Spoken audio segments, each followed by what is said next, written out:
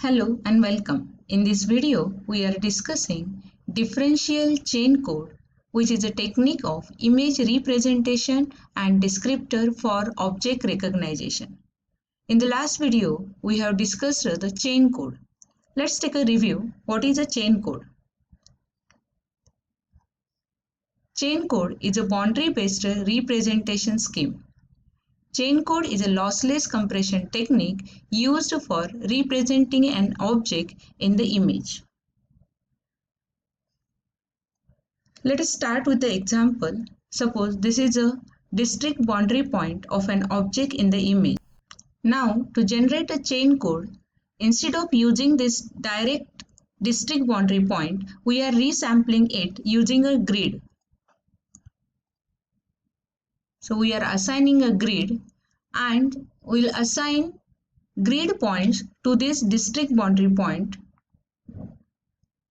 While assigning a grid point, we'll assign the grid point such that which will approximately represent these boundary points. So which one is the nearest grid point, we'll assign this grid point for the district boundary points. Like this, here the nearest grid point is this one. Then here this one. Now this is the nearest to these grid points.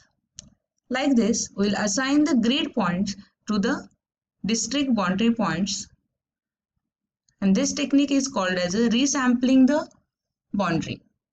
Then to get a chain code, we need to decide a direction scheme. It can be either 4 connectivity or 8 connectivity. Here we'll use 8 connectivity. So these are the 8 connectivity. If we start from this point, if your next pixel moves in this direction, we'll represent by 0. If next pixel will move in this direction, we'll represent by 1. Like this, 2, 3, 4, 5, 6, 7, according to the in which direction your next pixel is. So let's decide. These are the grid points I have copied here. Now let's decide the start point. This is our first start point. We'll start from here. Then the next grid point is this one. Now check the direction. Like this, we'll decide the next grid points. So this is your boundary. To represent the move from this grid point to this grid point, the direction is this one, which is represented by 0. Now here, from this grid point, next point is in this direction, and this direction is represented by 7. Like this, each direction we are representing by a number from this 8 connectivity. So this is our chain code. What we did here to obtain a chain code, we have given this district boundary points. Instead of obtaining a chain code from this district boundary point, we resampled it by using a grid scale, and then we decided the sign convention to get a chain code. What is the advantage of this resampling? First advantage is it reduces the length of the chain code. Second one, we may get different chain code from the original boundary due to discretization process or due to noise. So when the boundary is discretized, there may be introduced some noise, and if we are obtaining chain code from that original boundary, district boundary points, we may get different chain codes due to the noise. And due to resampling, this get avoided. The most important advantage of this resampling is it makes the chain code scale invariant. Means for same boundary point, we can change the grid scale to obtain a chain code. So this chain code obtained is scale invariant, but it is not a rotation invariant. Let us see the example. Now these are the grid scales. We'll take one example of the boundary. So these are the boundary points. For simplicity, I have taken only 4 grid points as a boundary points. Now the direction, suppose this is our start point and our direction is this one. We'll use the 8 connectivity. So this is represented by 0. This is represented by 6. This one is represented by 4 and 2, 2. So this is our chain code for these grid points. Now we'll rotate these grid points by 45 degree. Now what is our chain code? The direction changes. So this is represented by 7. This one is represented by 5. This direction is represented by 3. And this direction is represented by 1. So this is our start point. Your chain code is 77553311. So you will get the two different chain code for the same boundary when we rotated it by 45 degree. So we can say here that this chain code is not rotation invariant. From this boundary representation, our objective is we want to find a descriptor, and this descriptor is compared with the descriptor stored into the machine, and if match is found, we can recognize the object. For that, our descriptor should be translation, scale and rotation invariant, and to obtain that descriptor, our representation should be scale, translation and rotation invariant also. So this chain code, we studied that it is a scale invariant, but to make it rotation invariant, we need a differential chain code. So instead of obtaining the chain code from these grid points, we will obtain the differential chain code to make our code rotation invariant and scale invariant and translation invariant. So we'll see how to obtain a differential chain code. This is our grid boundary points. This is the grid boundary points rotation after 45 degree. This is the chain code for these boundary point.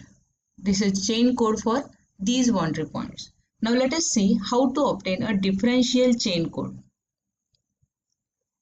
Take a two subsequent code. First we'll use the 8 connectivity. Now take two subsequent code and find out the number of moves in anti-clockwise direction in this 8 connectivity from first code to next code. Now here both the codes are 0, 0, so there is no need of move.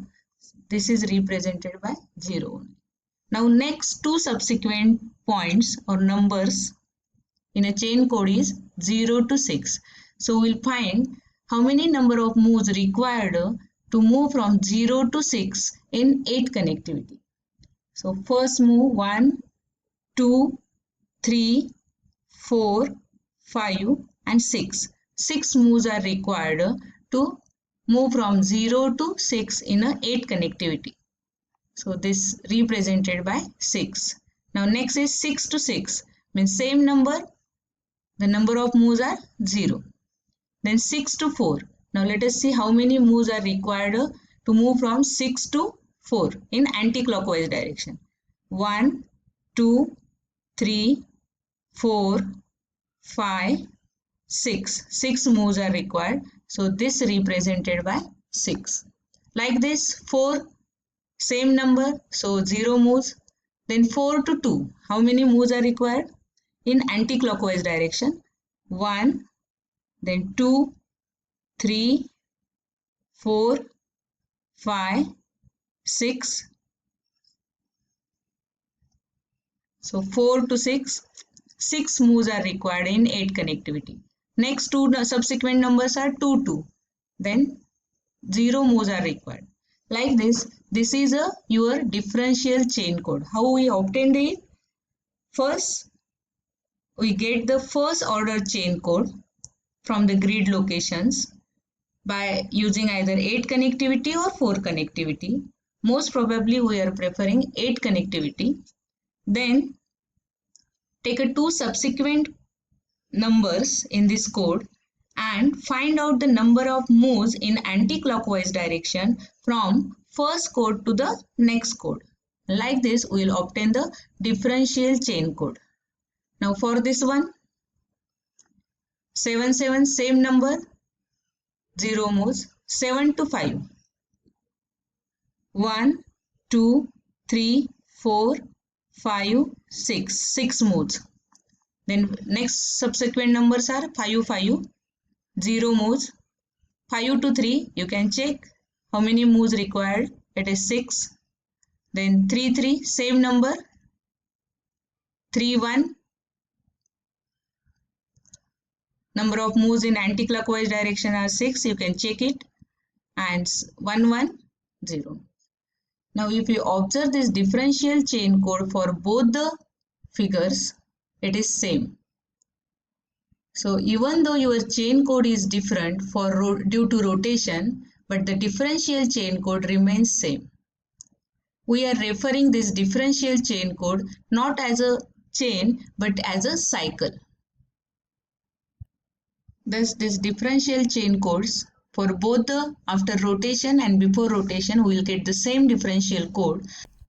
Thus differential chain code makes the code rotation invariant. Thus differential code is a rotation invariant, translation invariant and scale invariant. So we obtain the representation which is rotation, translation and scale invariant. And from this representation we can obtain a descriptor which we can compare with the stored descriptors for the recognition of the object. Now how to obtain a descriptor? Differential chain code. We consider the differential chain code as a cycle instead of considering it as a chain. So we'll consider it as a cycle. Now to explain how to obtain a descriptor, I will consider different chain code. It is easy to understand from the another code. That's why I have taken different differential code. Now this is one of the differential code. It is also we are considering the differential code as a cycle. Cycle means we can change the start point. Suppose my start point is 3. So 3, 2, 5, 3, 2, 1, 6 is my differential code. Suppose my start point is 1. The differential code is this one. 1, 6, 3, 2, 5, 3 and the remaining is 2. Like this we can obtain different differential code when we change the starting point. But we want to generate a descriptor which is unique because this we are comparing with the descriptors stored into the dataset for the object recognition. So your descriptor should be unique. So how to obtain? What are the steps to obtain the unique descriptor? First, select a differential code which has a minimum numerical value. So from this differential code difference, we will select the minimum numerical value differential code. So to obtain this, search for the minimum number and take this as a start point. So this is our minimum numerical value differential code. So this one is minimum in this differential code. So let's take this as a start point and 1, 6, 3, 2, 5, 3 is our 2 is our minimum numerical value differential code. And this numerical value is called as a shape number. The shape number is a unique descriptor which can be used for recognition of the object. This type of descriptor are used for the shape recognition. So this is about the descriptor. To get the unique descriptor, we should select the minimum value differential code. So this is the descriptor which we are obtaining from this representation. So this is all about representation and description which is boundary based. Thank you.